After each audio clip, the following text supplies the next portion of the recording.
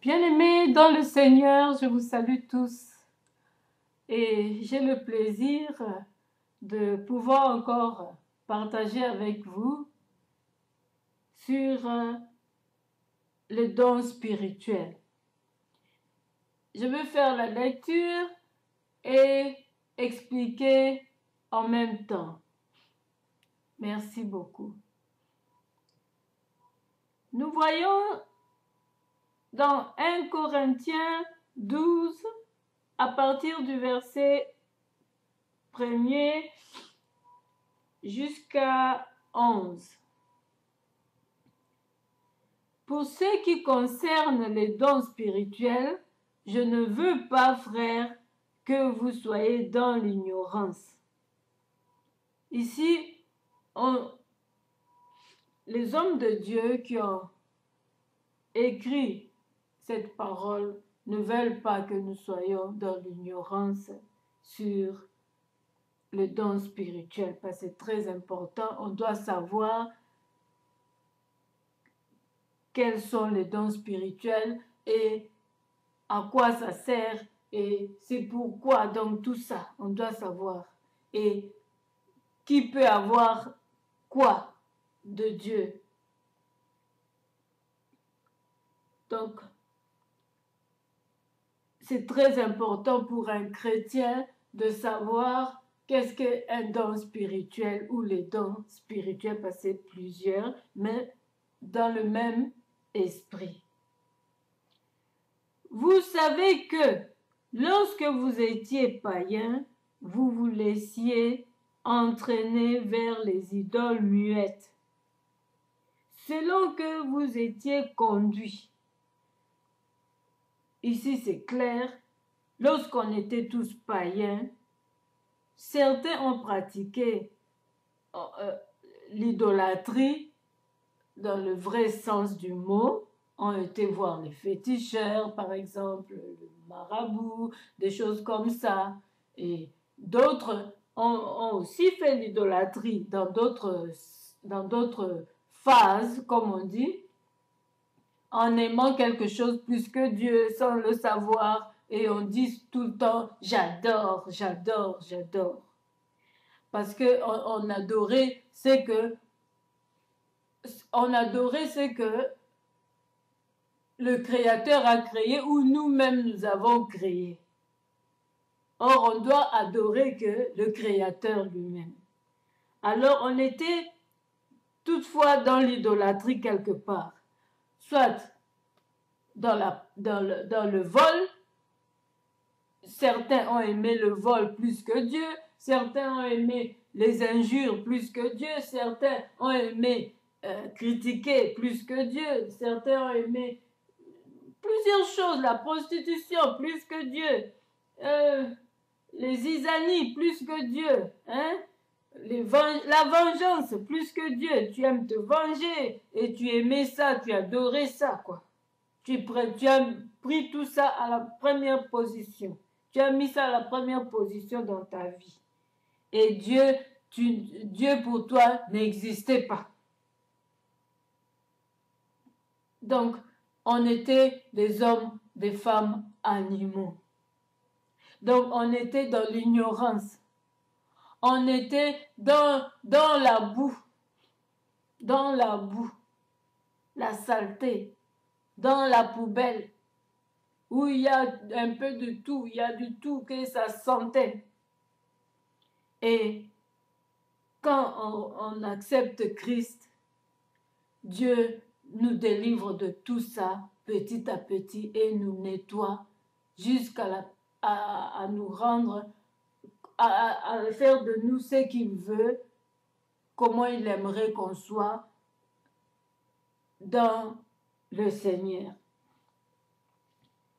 C'est pourquoi je vous déclare que nul, s'il parle par l'esprit, pardonnez-moi.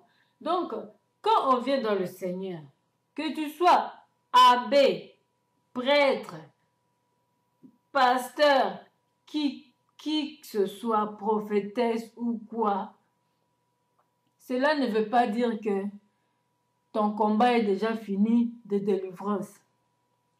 cela ne veut pas dire que ta délivrance est complète. Dieu délivre petit à petit, promptement. C'est pourquoi vous allez voir des fois, même les prêtres, même les diaconesses, même les choristes, les prophétesses que nous sommes, même les évangélistes, de fois vous décevoir. Comment expliquer un prêtre ou un pasteur qui veut nuire ses fidèles, les fidèles du Seigneur qui viennent dans des églises? Parce que seulement dans leur culture, ils s'habillent propre les dimanches, ils vont à l'église pour se présenter propre devant le roi des rois. Quand vous allez chez les rois de ce monde ou les reines de ce monde, on se prépare bien, même si ce n'est pas un habit neuf, mais ça doit être propre pour vous présenter proprement devant le roi ou la reine ou la princesse. C'est comme ça. Alors, pourquoi pas devant le roi des rois? C'est pourquoi nous, en tant que Congolais d'origine, on s'habille propre ou on met notre tenue plus beau, plus belle. On s'en va à l'église, pas pour se montrer, mais pour être propre devant le roi des rois, se présenter propre, digne de son nom. Il le mérite. Mais ce n'est pas les habits qui sauvent, ce n'est pas les habits qui vont te faire entrer dans le royaume des cieux. C'est juste, pour se présenter devant un roi, on doit être propre. Même si ce n'est pas un habit neuf, tu dois bien laver ça, tu repasses. Si tu ne sais pas repasser, il n'y a pas de fer à repasser. Tu plies ça bien, tu mets ça sous les matelas, tu dors dessus et demain ça sera repassé.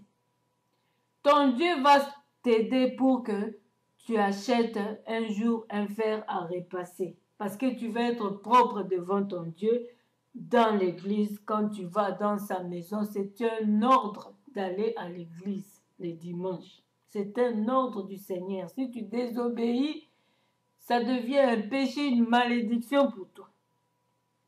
Alors, seulement parce que ces personnes-là sont comme ça, habitués comme ça, et que les pasteurs ou les prêtres vont commencer maintenant à se foutre de la personne, même dans l'église, envoyer certaines filles pour faire aussi, pour faire comme si la personne était en train de faire le défilé de mode à l'église.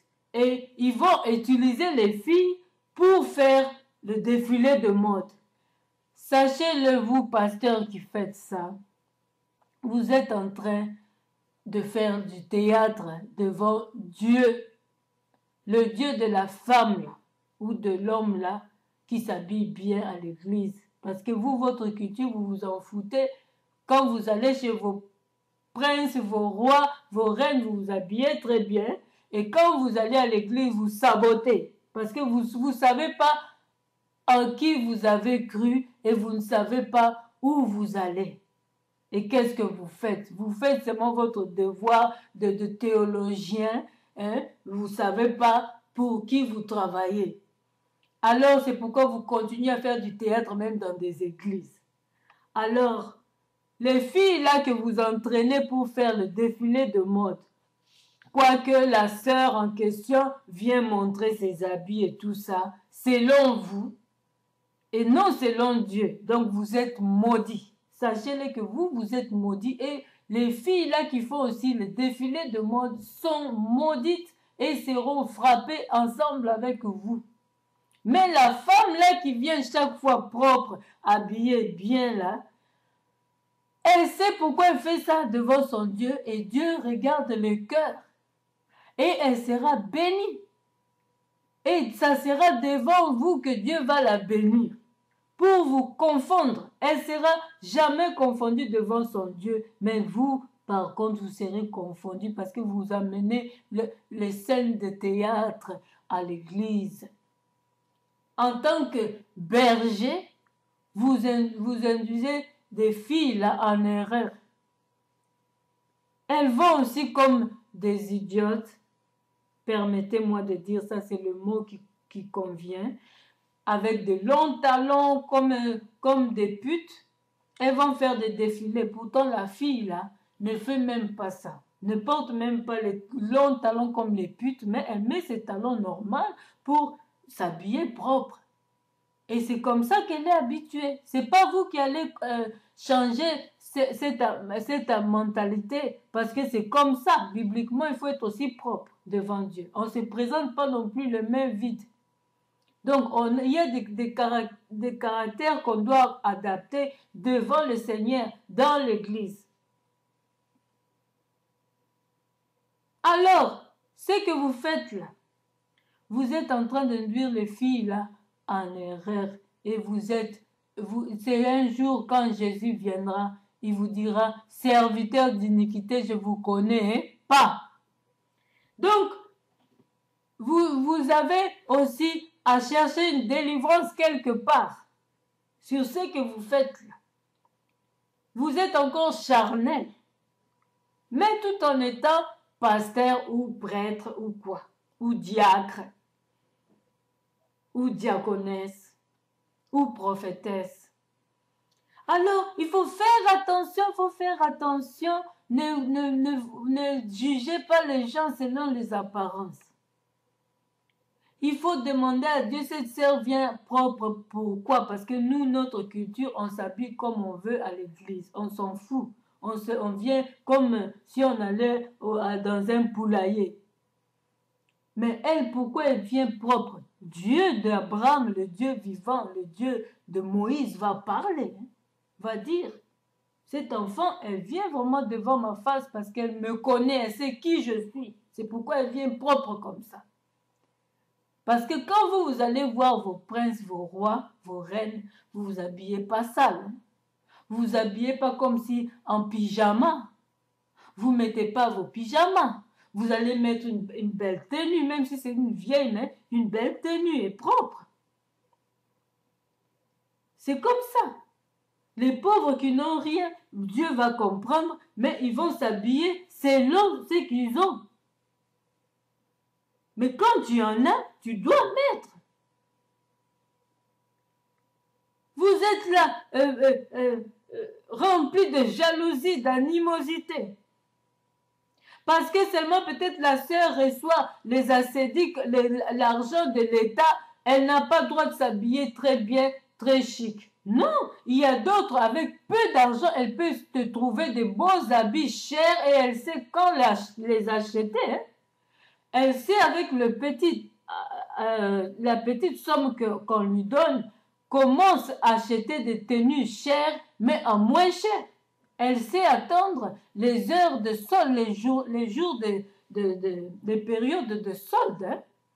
Et elle va acheter des habits, par exemple Dior ou Versace à moins cher.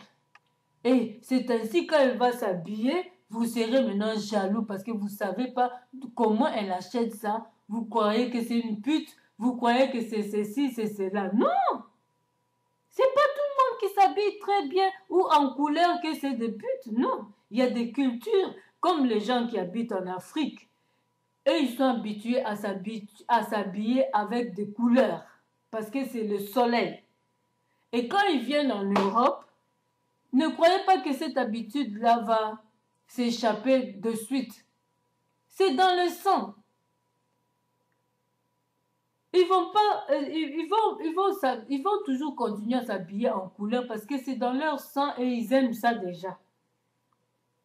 Comme vous êtes les gens, les Européens. Les Européens sont habitués à s'habiller selon les couleurs des périodes, dans des périodes. Quand ils vont aller en Afrique,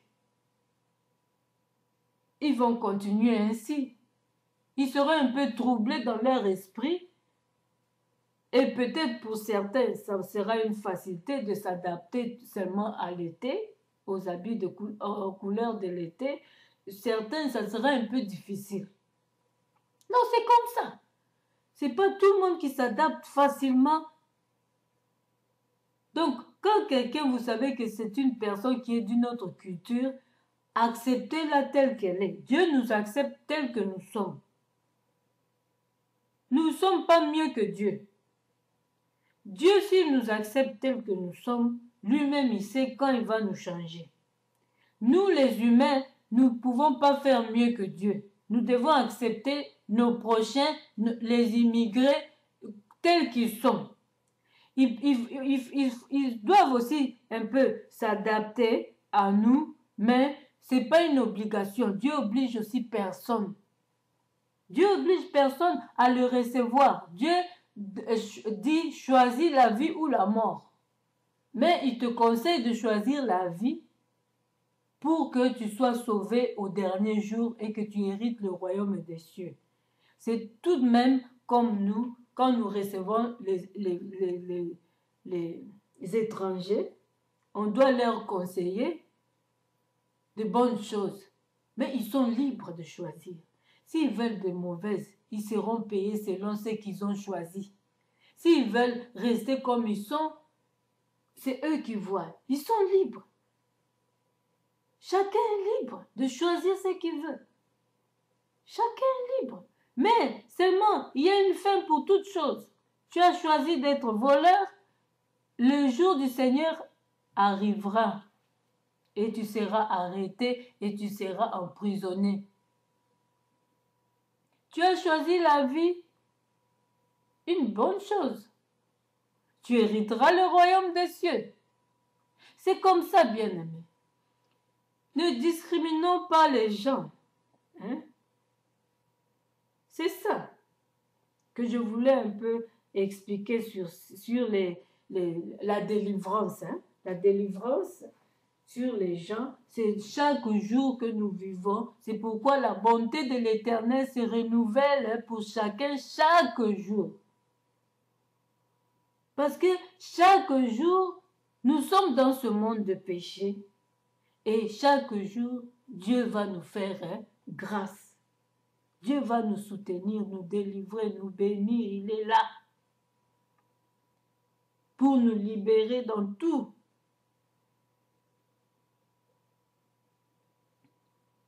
C'est un combat, c'est la marche chrétienne. La vie ici-bas, c'est un combat.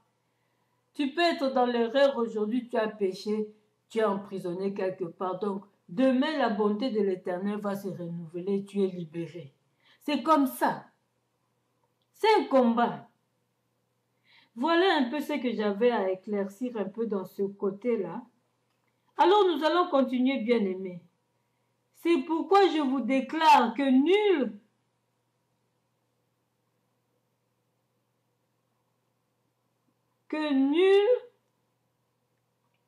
s'il parle par l'Esprit de Dieu, ne dit Jésus est anathème et que nul ne peut dire Jésus est le Seigneur si ce n'est par le Saint-Esprit.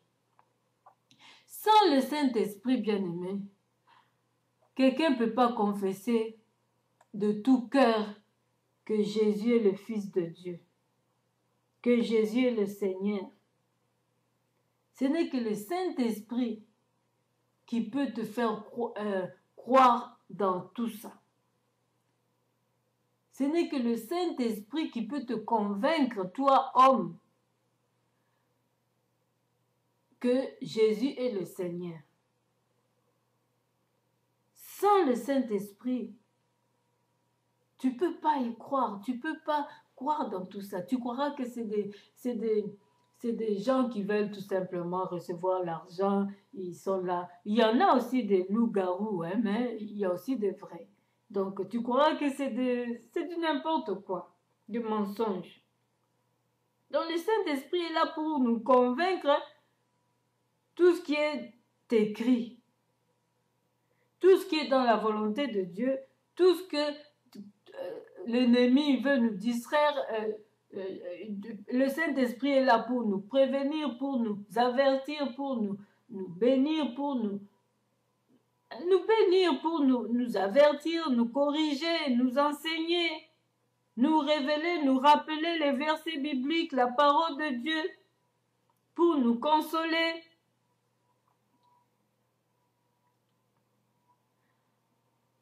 Alors, bien-aimés, nous allons continuer. Il y a diversité de dons, mais le même esprit. Donc, il y a beaucoup de dons spirituels. Les dons spirituels sont quoi? Sont des dons, sont les œuvres du Saint-Esprit qui agit dans l'homme. Sont les œuvres du Saint-Esprit que Dieu a destinées pour chacun selon sa mission ici-bas. Chacun a sa mission et le don du Saint-Esprit, selon le choix de Dieu pour chacun, selon la capacité de chacun, Dieu donne à ses enfants et agit aussi différemment, mais dans le même esprit qu'on appelle le Saint-Esprit. Alors, diversité de ministères, mais le même Seigneur. Tu peux avoir, il y a 5 ministères. Nous allons lire ça après, on arrive. Mais le même Seigneur qui distribue cela, Jésus-Christ. Donc, personne n'est mieux que l'autre. Personne n'est mieux que l'autre. Nous recevons de notre Seigneur. Nous travaillons comme serviteurs, servantes, tous pour sa gloire. Il nous donne la capacité de travailler. Sans lui, on ne peut rien faire dans tout ça. Quand il nous donne aussi la possibilité de travailler pleinement, correctement.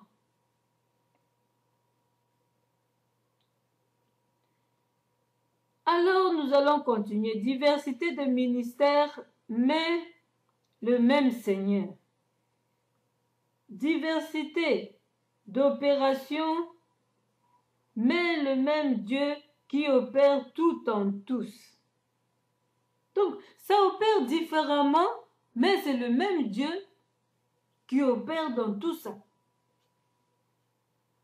Tu vas voir, un autre pasteur peut guérir. Et l'autre ne peut pas guérir, mais il prêche. Quand il prêche, les gens sont délivrés. Dans les prédications, les gens sont en train de recevoir les délivrances, des guérisons miraculeuses. Et d'autres, ils doivent d'abord prier pour que les gens soient guéris. Et d'autres, seulement en prêchant, les gens sont guéris. Et d'autres prêchent tout simplement et les gens reçoivent ce dont ils ont besoin. Ou les gens reçoivent la joie dans leur tristesse. Donc, diversité. D'autres chantent et les gens sont libérés, délivrés de leurs chaînes de péché. Et d'autres, quand ils modèrent dans des églises, les gens sont vraiment branchés dans l'esprit et pris par l'Esprit Saint. Mais d'autres, quand ils modèrent, les gens ne sont pas touchés, les gens s'endorment. Parce que ce n'est pas son don. Il n'a pas ça. Il doit arrêter ça et demander, s'asseoir au banc de l'église pour demander à Dieu, qu'est-ce que moi je dois faire? Et d'autres, quand ils jouent les tam-tams, les gens dansent pour le Seigneur comme pas possible. Et d'autres, quand ils jouent le tam-tam, les gens sentent rien. Ils dansent pour danser. On doit leur forcer. Levez-vous, vous allez danser. Mais d'autres, quand il tient son micro pour chanter, on n'a même pas besoin de dire, levez-vous, dansez. Louez le Seigneur. Eux-mêmes, ils se lèvent pour louer le Seigneur et danser et prier en même temps. Les gens commencent eux-mêmes à prier. C'est moi parce que c'est ton don, le don que Dieu t'a donné, ça attire l'onction, fait la différence entre ceux qui servent Dieu en esprit et en vérité et ceux qui ne le servent pas, ou qui servent Dieu en esprit et en vérité, et ceux qui n'en ont pas, qui n'ont pas le don, là où ils sont en train de travailler. Ils sont en train de travailler seulement parce qu'il n'y a personne pour faire ça. Ils sont là, mais ce n'est pas leur don. Alors, arrête. Arrête parce que tu perds ton temps. Tu n'auras pas de salaire pour ça. Mais quand c'est ton don, tu sentiras la joie de faire ça. Et ça va aussi attirer la population. Ça va toucher les âmes. Ça va guérir, ça va libérer. Ces dons-là sont là pour ça. Libérer, toucher, corriger, enseigner, donner la joie, donner les solutions. Les dons spirituels sont là pour ça. Pour libérer les gens, pour guérir, pour sauver, pour enseigner, corriger.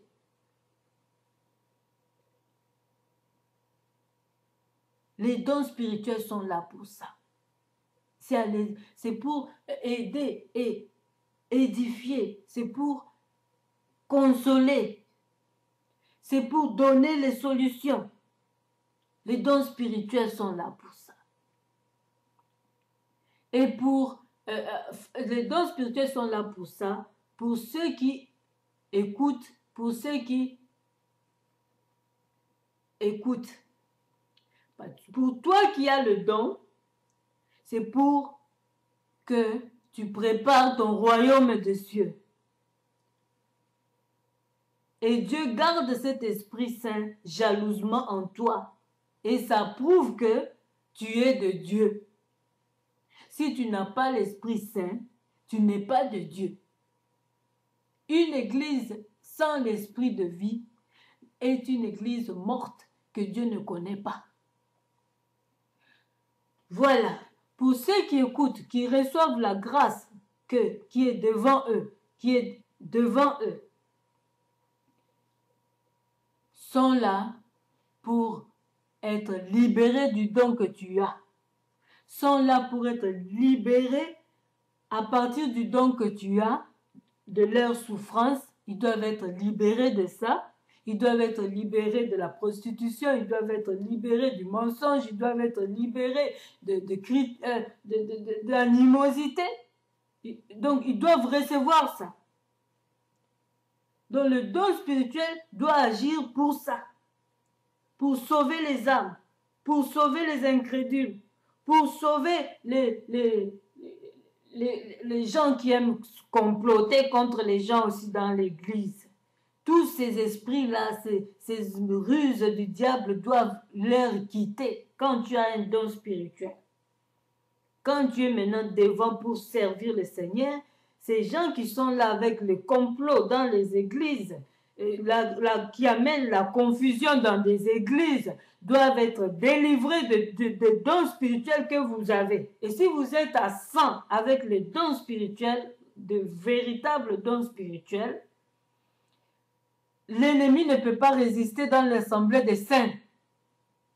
L'ennemi résiste dans l'assemblée des saints, c'est-à-dire l'homme pécheur résiste avec ses péchés dans l'assemblée des saints quand il n'y a pas de vrais dons spirituels. Quand les dons spirituels sont fabriqués, sont magouillés, si je peux dire, par vous-même, l'ennemi va résister dans l'assemblée des saints. Bien-aimés, nous allons continuer, merci.